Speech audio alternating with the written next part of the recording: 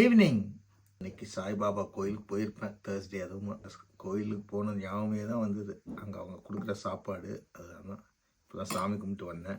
எல்லாருக்கும் இயற்கையோ கடவுளோ நல்ல அருளையும் ஆரோக்கியத்தையும் கொடுக்கட்டும். ஆரோக்கியம் தான் முக்கியம். டின்னர் இட்லி வேர்க்கடலை சட்னி. அந்த வேர்க்கடலையா அது செம்ம டேஸ்ட்டு. வேர்க்கடலை சட்னினாலே நல்லா மிதக்க விட்டு சாப்பிடுவேன். எனக்கு அவ்வளோ பிடிக்கும் வேர்க்கடலை சட்னி. இருக்கிறதுலே எனக்கு பிடிச்ச வேர்க்கடலை சட்னி, தக்காளி சட்னி மை ஃபேவரட். அது மாதிரி சில்வியா செய்கிற டிஃபன் சாம்பார் அம்சமாக இருக்கும். அதுவும் கத்திரிக்காயெலாம் போட்டு கொஸ்து மாதிரி ஒன்று செய்வா. அது இன்னும் டேஸ்ட்டாக இருக்கும். ஐ எம் பிளஸ்டுங்க. இந்த நோய் நொடியிலையும் நான் இவ்வளோ சர்வைவாக வரேன்னா காரணம் without my wife I can do anything. நான் எனக்கும் செத்துட்ருப்பேன். எனக்கெல்லாம் ஒரு சகிக்க முடியாத ஒரு ஆளில் எனக்கு இருந்திருந்தா கான் லாங் பேக்.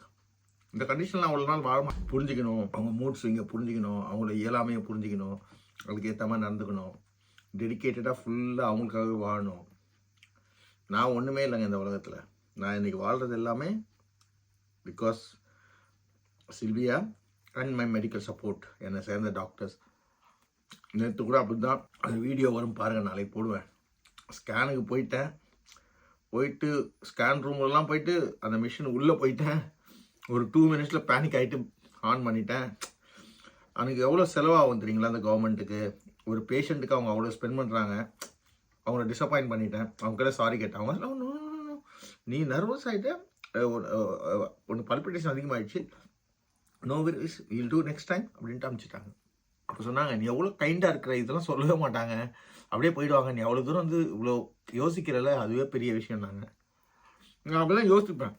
ஐயோ இந்த அப்பாயின்மெண்ட்டை வேறு யாருக்கா கிடைச்சிருக்குமே, இந்த அவரை நம்ம வேஸ்ட் பண்ணிட்டோமே, இந்த கவர்மெண்ட்டோட காசை வேஸ்ட் பண்ணிட்டோமேன்னு யோசிப்பேன் நான்.